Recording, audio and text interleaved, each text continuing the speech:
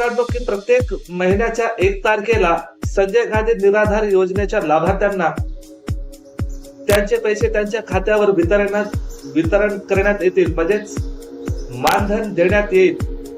पण बघा मित्रांनो, जेवढेही युट्यूबर महाराष्ट्रातले आहेत, सर्व युट्यूबरला हात जोडून विनंती आहे, कधीही एका पैलूवर चर्चा करण्याऐवजी दोन्ही पैलूवर चर्चा करणं अतिशय चांगलं असतं.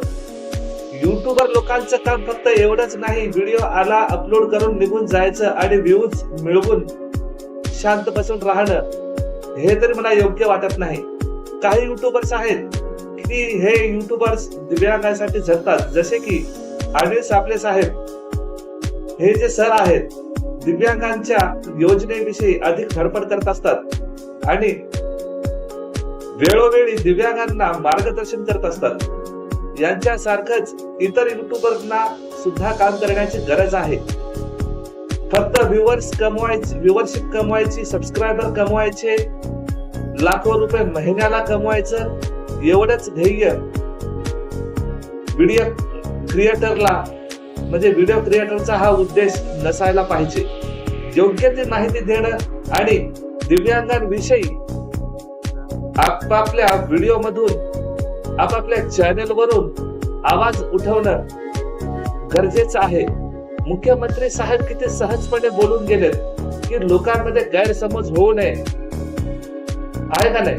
तर आम्ही कोणत्याही दिव्यांग लाभार्थ्यांचे पैसे थांबवलेले नाहीत. तर माननीय मुख्यमंत्री साहेब, माझा तुम्हाला एक प्रश्न आहे.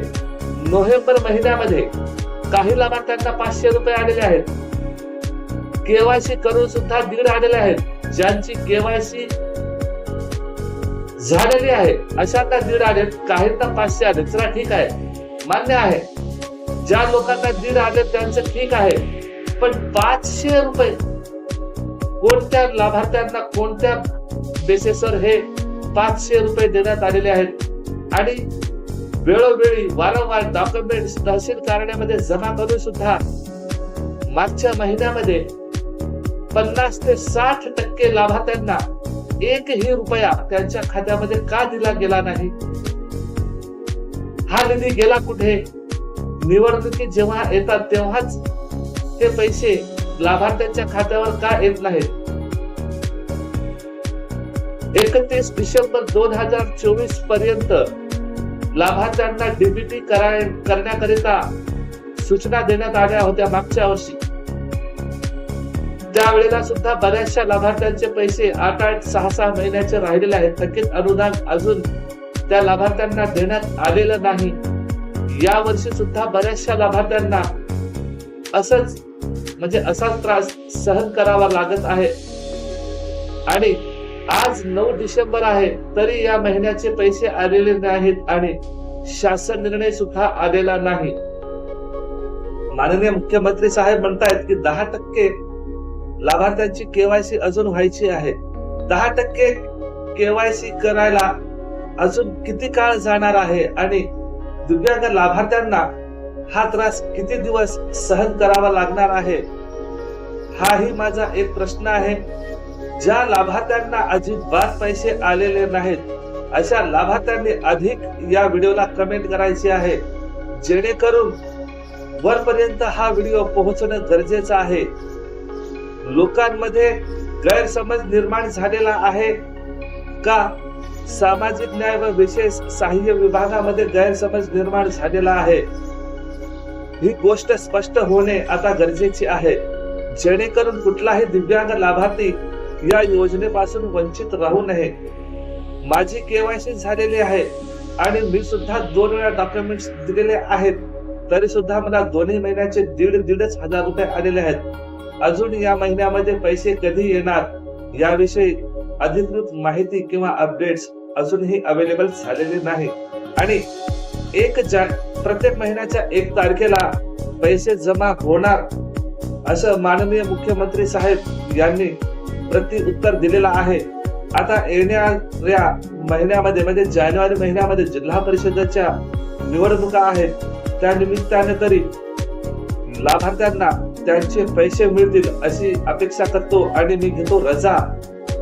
मला द्या रजा. जय हिंद, वंदे मातरम, जय महाराष्ट्र. नमस्कार मंडळी, नवीन एका इंटरेस्टिंग व्हिडिओमध्ये सर्वांचं मनापासून स्वागत आहे. मित्रांनो, महाराष्ट्रातील संजय गांधी निराधार अनुदान योजनेच्या लाभार्थ्यांसाठी अतिशय आनंदाची आणि मोठी अपडेट या ठिकाणी आलेली आहे. विधिमंडळामध्ये किंवा अधिवेशनामध्ये नाना पटोले साहेब यांनी अतिशय महत्त्वाचा मुद्दा चर्चेसाठी ठेवला असता. निराधारांचे पैसे वेळेत मिळत नाहीत, या संदर्भात एक तारीख फिक्स करा आणि या तारखेसंदर्भात माननीय मुख्यमंत्री साहेब यांनी अतिशय महत्त्वाचा थेट निर्णय या ठिकाणी दिलेला आहे. मुख्यमंत्री साहेब यांनी नेमका कोणता निर्णय दिलाय हे आपण या व्हिडिओमध्ये सविस्तरपणे जाणून घेऊया. डॉक्टर प्रकरण झालं, या अशा गुन्हेगाराला आळा घालण्यासाठी या शक्ती कायद्याचं काय? नाना भाऊंनी पहिले जे सिलेबसच्या बाहेर बोललेलं आहे त्याचे उत्तर देऊन घेतो, कारण रेकॉर्डवर चुकीचं जाऊ नये.